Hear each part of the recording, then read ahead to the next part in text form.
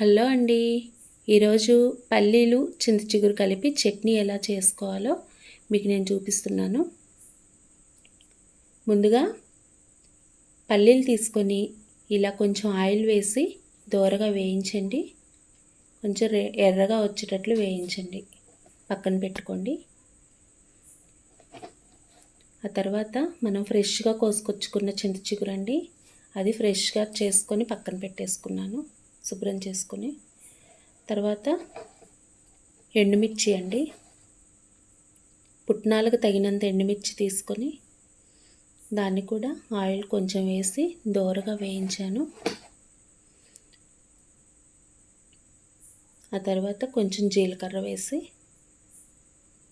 వేయించుకున్నానండి.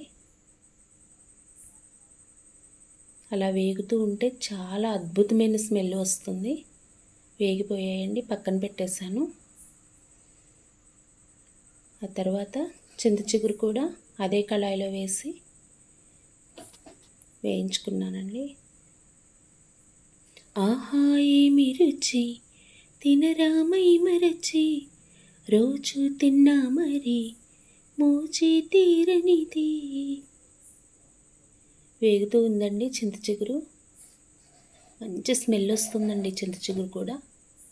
మీరు కూడా ఇది తప్పకుండా ట్రై చేయండి. ఇప్పుడు నేను ముందుగా ప్రిపేర్ చేసి పెట్టుకుంటానండి జీలకర్ర పొడి, కొంచెం ఆవాల పొడి, కొంచెం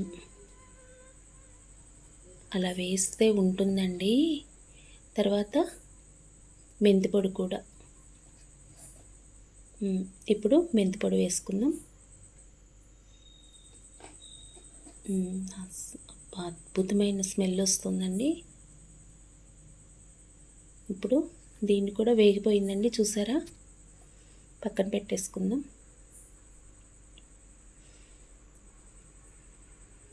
అదే కళాయిలో కొంచెం వాటర్ పోసుకొని వేడి చేసుకోవాలండి. అలా వేడవుతూ ఉంటే మనం మిక్సీ జార్లో వేసుకొని ప్రిపేర్ చేసుకుందాం చట్నీని. ఇదిగోండి, చూడండి,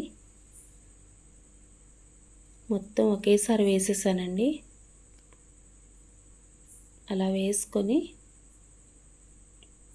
చింత చిగురు కూడా వేసేయాలండి.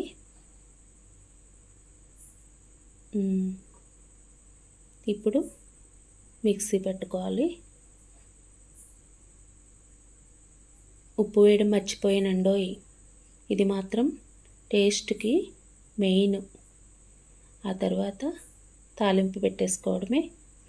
ముందుగా ఆయిల్ వేసుకొని, ఇక ఇదంతా మీకు తెలిసిందేననుకోండి, కాకపోతే చెప్పాలి కదా మరి. తర్వాత ఆవాలు, పచ్చిపప్పు, ఆవాలు, జీలకర్ర, ఆ తర్వాత ఇంకేముంటుంది, కరివేపాకు. ఇలా వేసుకొని చట్నీని అందులో వేసుకొని, అబ్బా, వేడివేడి అన్నంలో తింటే ఉంటుందండి. మీరు కూడా తప్పకుండా ట్రై చేయండి ఫ్రెండ్స్. వీడియో నచ్చితే లైక్